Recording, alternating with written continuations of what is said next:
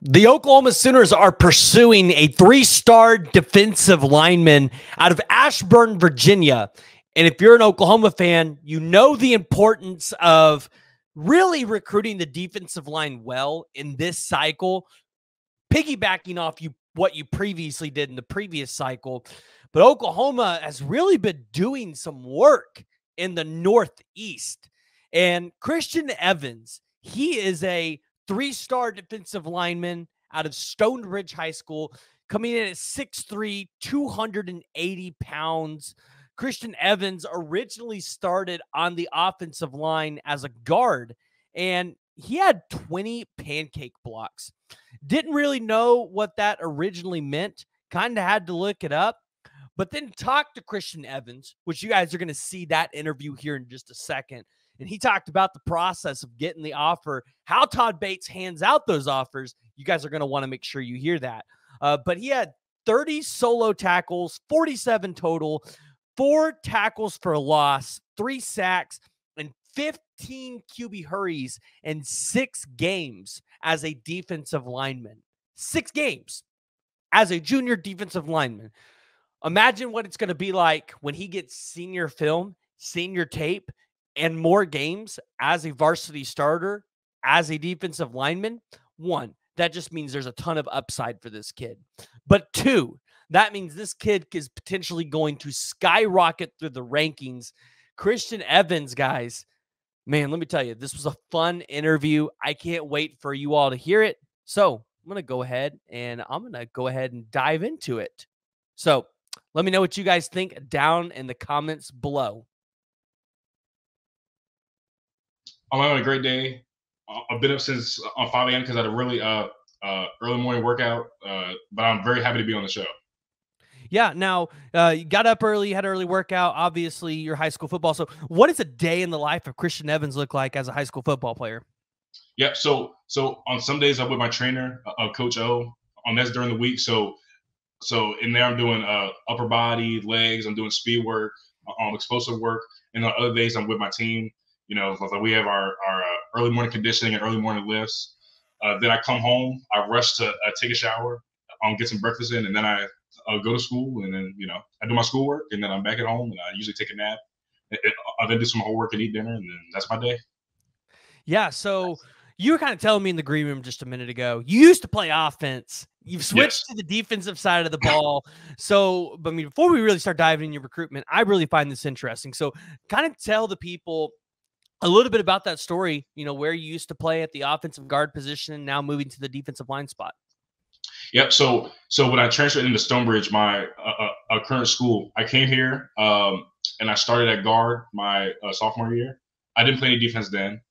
Going to my junior year, I knew that I would play a little bit of defense maybe later on in the season, but I started off playing guard. I got a couple snaps here and there on the first 3 games, but then our 5th game, I actually started for the first time on defense, and I had 8 tackles and a sack, and then the rest is pretty much history. In terms of me playing defense, I kept up that a level of play all for the rest of the season. I played really good in the state game, and I think my performance in the state championship game was almost what's gotten me recruited, I think. Love that. So you've at least 247. They have you at 17 offers. I know sometimes they don't keep it up as updated. Yeah. So what has this recruitment process been like for you? Who are some of the biggest schools recruiting you? And just kind of give us a little bit of insight to that. Man, I mean, it's been crazy. So since I started playing defense so late, and that's what I'm now being recruited as, everything kind of happened quickly. So my first offer was 3 days before the state championship game. It was from Morgan State up in Baltimore. They're HBCU. Then after the state championship game, my second offer was ODU, and then my third was UVA. So that was a week after ODU. And then my recruitment basically just took off. So my recruitment just started taking off in January. So I pretty much picked up all my offers from January to March. So one of my biggest schools I have an offer from is OU. I also have Virginia Tech, UNC, UVA, Boston College, Pitt, and Georgia Tech. So those are my biggest offers right Yeah. Now, and Duke. Sorry. oh yeah, and Duke, which Duke had a pretty good season last year. They Yeah. were kind of on it, but Mike Elko goes to Texas A&M. So Yeah. I'm assuming your Duke offer was dated around the Elko time. Has there been any conversations with that? So on my Duke offer actually came in March. So I actually came down for a spring practice. So the new staff was already set in, but they were like practicing, and I came down and they offered me at a practice. So I actually never spoke to Elko and Old staff. Ah, yeah. See, I was wondering. Yeah. I'm like, if they're at A&M, right? They got to be recruiting you. So, well, I guess out of all the places that you've been so far, right, on recruiting visits, which one's got the most beautiful campus? So most beautiful campus. I mean, honestly, every campus that I've been to has been beautiful, but I think on UVA because I'm a big I love history, so I think UVA has a very beautiful campus. But that's mostly my love of history talking. But I loved on UNC's campus and OU's campus. I mean, I thought, and so I'd never been to Oklahoma or even the Midwest, or even like I hadn't been off the East Coast until I went to OU for my unofficial visit. So when I came, I was like, dang, I was like, it's really flat, but it's beautiful because I'd never seen like a land like that in person. So I thought it was a very beautiful campus, and it's a very beautiful area in Norman. Now, when you came to Norman, were you surprised you didn't see kids riding their horses to school? Oh, no, I'm not. No, I'm not. I'm not one of those people who's like, oh man, Oklahoma's the middle of nowhere, because I landed in OKC. Mm-hmm. So I landed, like in the city, and then took like a 20-minute Uber to Norman. It's a nice, it was a nice little suburb right outside the big city. So I thought it was nice. Yeah. I was like, oh man, this is middle of nowhere, blah blah blah. I like it. Yeah, you won't believe the amount of people that actually genuinely believe we ride our horses to school. And I was like, no, we're no. No, that's not. I mean, no, maybe in some small podunk Oklahoma town, but not Oklahoma City. So I'm sure OU fans are going to kill me in the comments for asking that kind of question. But you had an interesting visitor visit you at your school in Todd Bates. So yeah, kind of give everybody a little bit of insight to that relationship with Bates specifically a little bit, and just how OU has really kind of came up in your recruitment. Yep. So a few days before I actually got my offer from OU. So Coach Bates, so I had a message. So I woke up to this, but Coach Bates had sent me a message around, I think it was like 11:40 my time. So it's about 10:40 y'all time. And then I was like, so I woke up, I was like, Coach Bates. I was like, Oklahoma. I was like, oh. So it was about a 21 question questionnaire. I mean, it was questions ranging from like, when did you start playing football? What's your favorite food? Like, what's your biggest motivation to like, do you have a girlfriend? Like this and that. I mean, it was a very broad list of questions. So I answered those questions. I answered all 21 like as soon as I woke up, and then I sent those over his way. I guess I answered well, but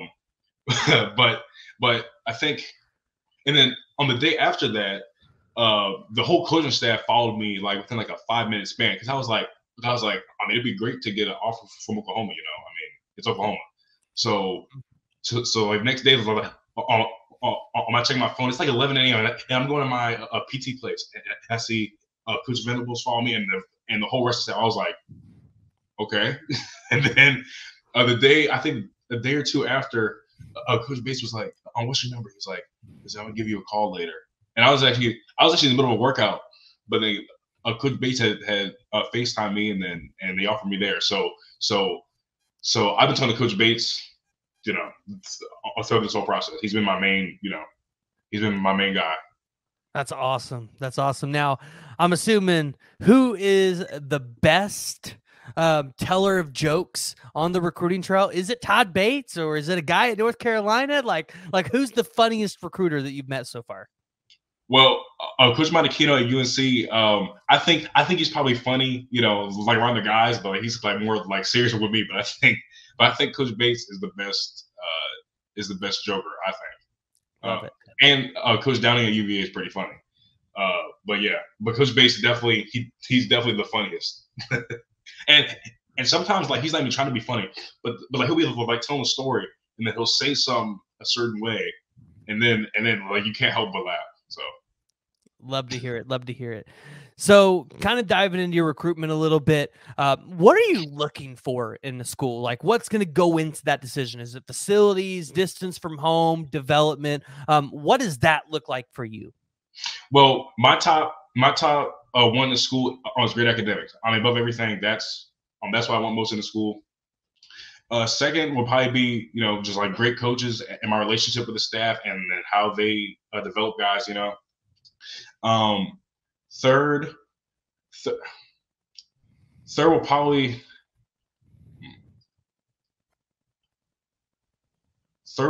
just be like. I'm sorry, I'll take a little long. No. I had a whole list set up, but third is probably just how many guys that school has taken, and then like send them to the NFL, because that's my dream. But I have another dream, like in terms of like I don't go to the NFL, whatever, like it doesn't work out, But those are probably my top things, like in the school when I'm there, and I say academics. So I want to major in communications. So the school has a great communications program. That's that makes me kind of fall in love with the school like even more. And OU has a great. I know that they have a great communication program. So yeah. Yeah. Now, for a guy like Todd Bates, obviously he just put Jonah Laulu into the NFL.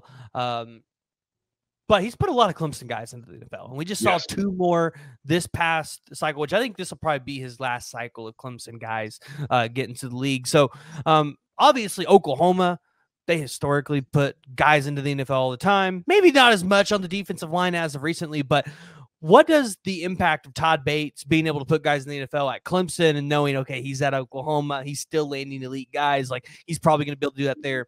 Does that play a factor into that at all?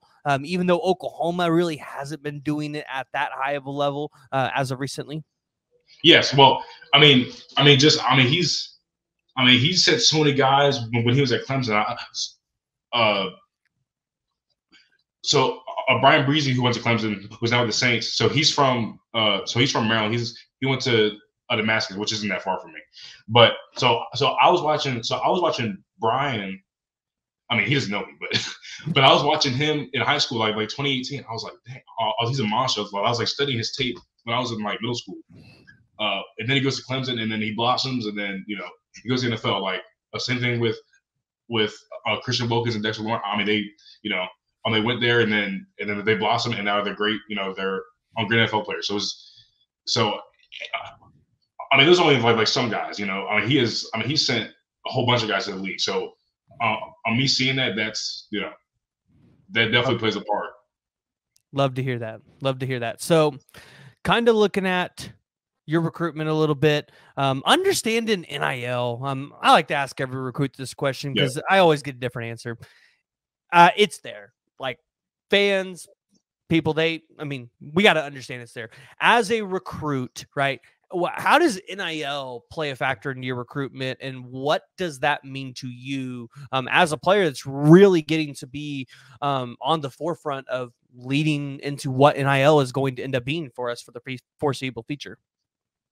Well, for me, it's not my top, like it's not going to sway me like between schools. It's not like, oh man, well this school's giving me X amount of money, but this school's only giving me Y amount of money. I'm not, it's not my top deciding factor. Obviously that's important, but it's not, I had a list at about 12 things, and it was lower than, like my top thing.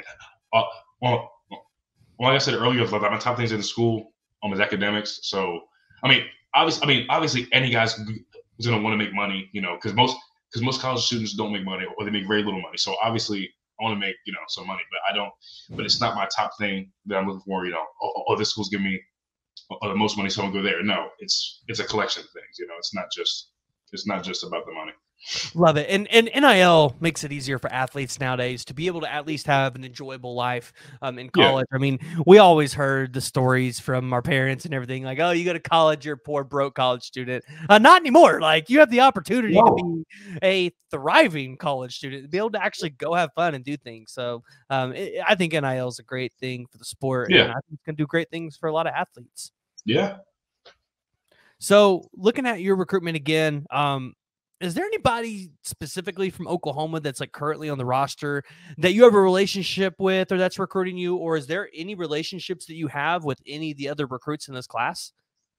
Well, so when I was at Oklahoma last month, I talked to David Stone a little bit.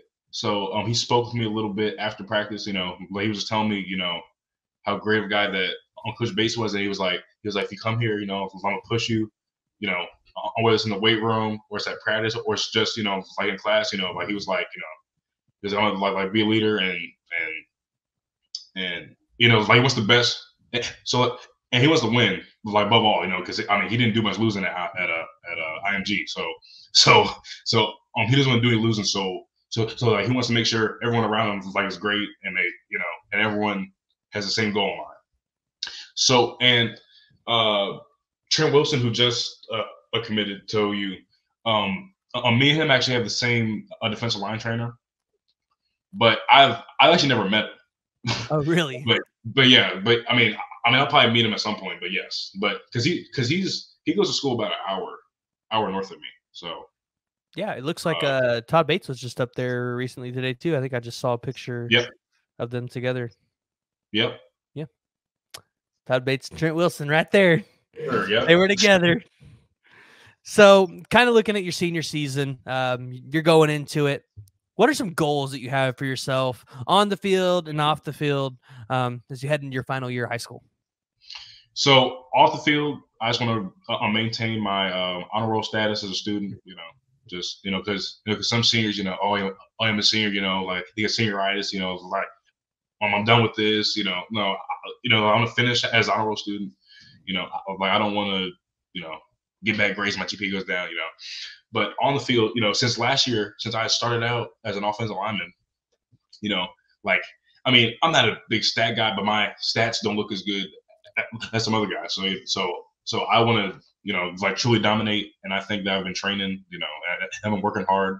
So I think that I'll definitely, you know, I'll show because those people saw me like playing defense, and I kind of came in late, but I really want to, you know, like show more of my skill set and what I can do now because I've been training a little bit more with defense. So because I'm kind of raw, you know, I'm a little raw, so I want to show people, you know, like a glimpse of what I can be like in the future, you know. So that's shoot a little raw. I'm looking at your stats for half a season. It's better than most people's stats for a whole season. Like you had 15 QB hurries in half a season. That's pretty good. Yeah, and most of all, I want to because I don't have a state championship rank. I played in one my sophomore year. I lost in the state semifinal in my freshman year. I was at a private school, so you know, no state championship. But I do want to get a ring before I leave, you know. So that's a big goal, and a lot of people don't win a state championship. That's what I want that before I leave high school. And obviously graduate. Love to hear it. Do you have any other unofficial or official visits already scheduled? And do you have any plans to get back to Norman? Oh yeah, I mean I'm going. My official visit to OU is the 21st through the 23rd. My first official visit, so on May 31st to June 2nd is to UNC, and then June 7th through June 9th is UVA, and then I might have an official visit with Virginia Tech and Boston College. I still think like get a date for that, but those are the 3 dates set in stone right now. And do you have kind of a day you want to, or you have a kind of a time period you want to have your recruitment wrapped up, or have you kind of just like, I'm going to get my official visits out of the way and then decide around that time? Yeah, I mean, I did see like a few months ago, you know, when I didn't have a connection as much with like some of these coaches, I was like, yeah, well, I'll take all my official visits and stuff, But now I don't. Now, you know, now like in my head, I've narrowed it down to like a couple schools, and I'm like, and I really only want to go to, you know, to like these 2 schools, and one of them's Oklahoma. So I was like, you know, I kind of only want to take a couple, you know, like I don't even like want to take all those, you know. I kind of only want to take the schools where I truly like see myself at and I want to go. So it's like 2 or 3 that I'll probably end up going to. So yeah. Okay. But in terms of a wrap up date, it could be later this month or early June. So that's all right. my timeline. I'm sure Oklahoma fans will be keeping their eyes peeled. Well, hey, Christian, listen, thank you for coming on the podcast today, giving us a little more insight to your recruitment. And as always, like, we're going to continue to follow you. And I'm sure Sooner Nation, if you end up committing here, they'll be pretty happy. So if you guys have made it this far and you have not already, make sure you guys hit that like and you guys hit that subscribe button.